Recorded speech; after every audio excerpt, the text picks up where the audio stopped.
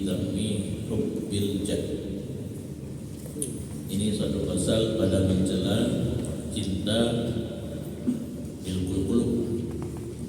Dalam kitanya berpengaruh orang lain bergalak, berpengaruh orang lain bergalak kepadanya. Yang kan beda masalah pilkada dalam pemilu di lain. Yang hanam uzabu orang diikut gedenya orang. Punya masalah kalau caleg-calegnya yang lain pakai kampanye keturatan.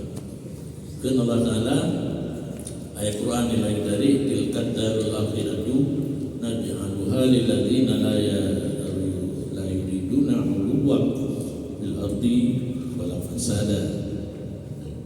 Demikian negara akhirat, kamu puji akan negara akhirat bagi orang yang ana mohon banyak lampu dan ana mohon ubud kerusakan.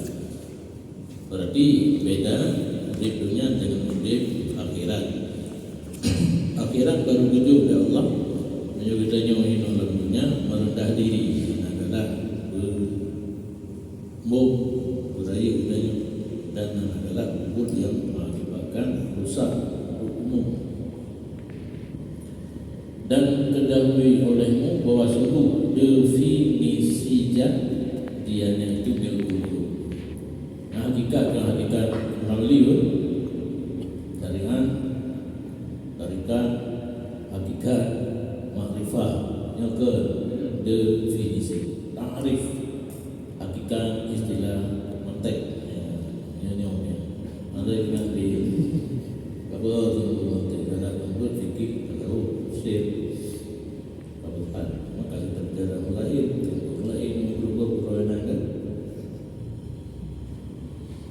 Definisi jad milikul qulub, memiliki hati orang lain, bukan memiliki hati orang lain di dalam jad. Dalam agama menyebutnya dalam lainnya pandangan agama di dalam mana tu itulah.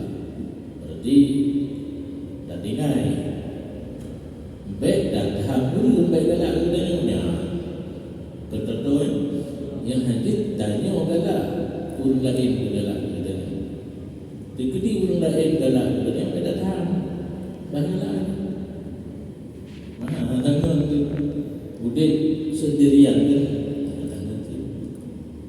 dikedi urang lain kai galak udahnya dalam hati kita nya payah sakina baik galak yang ada juga digalak bahaya galak ini tadi manusia bahaya galak tapi yang baik tak galak beri galak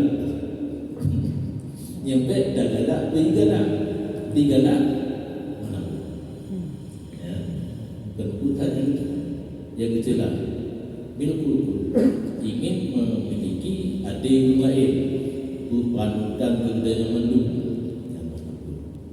urung galaknya dia kelihatan dan urang yang hitam nyana urang hitam yang punya begalak terai yang mungkin dengki yang karena budi yang adil masuk itu dia orang dalam dengki ya macam kalau kita kan cara mental sunatku tu gigi kita selalu kita bagaimana tidak perlu terhormat mulia sunat dan